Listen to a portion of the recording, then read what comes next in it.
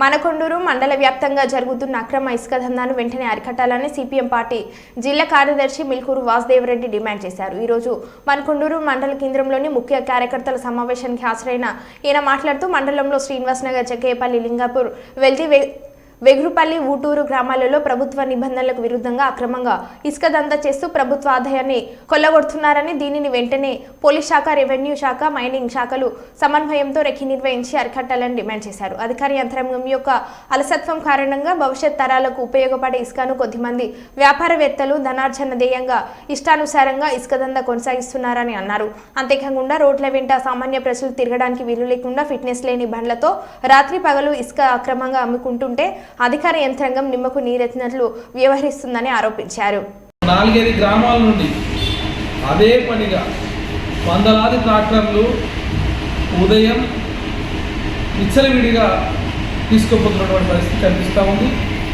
రాత్రిపూట లారీలు పెద్ద ఎత్తున ఇక్కడ నుండి హన్మకొండ, హైదరాబాద్ లాంటి చోట్లకు తరలిస్తున్నటువంటి పరిస్థితి కనిపిస్తూ ఉంది.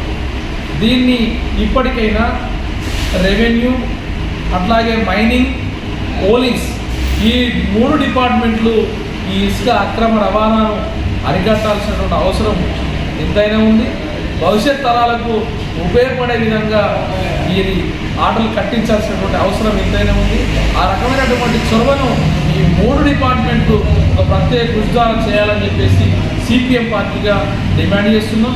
అట్లాగే ఈ ఖరీఫ్ సీజన్ ప్రారంభమైంది. రైతులు పెట్టుబడి సాయం కోసం ఎదురు చూస్తూ ఉన్నారు. కాంగ్రెస్ ప్రభుత్వం హామీ ఇచ్చినట్టు ఎకరానికి 7,500 రూపాయలు ఇవ్వాలి. అట్లాగే ఏదైతే రుణమాఫీ చేస్తామని ఆగస్టు 15 కటాఫ్ డేట్ చెప్పారు, దాన్ని కంప్లీట్గా చేసుకుంటూ మళ్ళీ కొత్త రుణాలు ఇవ్వాలి.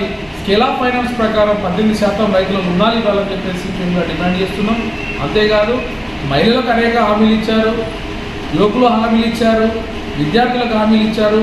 ఇవన్నీ కూడా ఏదైతే గృహలక్ష్మికి సంబంధించినటువంటి బిల్లులకు సంబంధించినటువంటివి కూడా చాలా ఇబ్బందులు పడుతున్నారు. సర్వర్ డౌన్లు వస్తున్నాయి, మళ్ళీ అప్లై చేసుకోమంటున్నారు.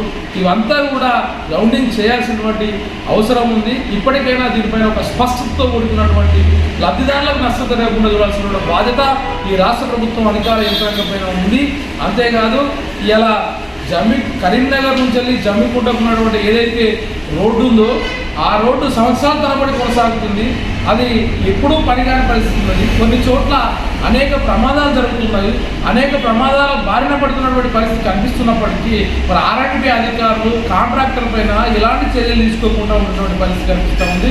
కాబట్టి వెంటనే ఈ నిర్మాణం పూర్తి చేయాలని చెప్పేసి ఈ సందర్భంగా మేము డిమాండ్ చేస్తున్నాం.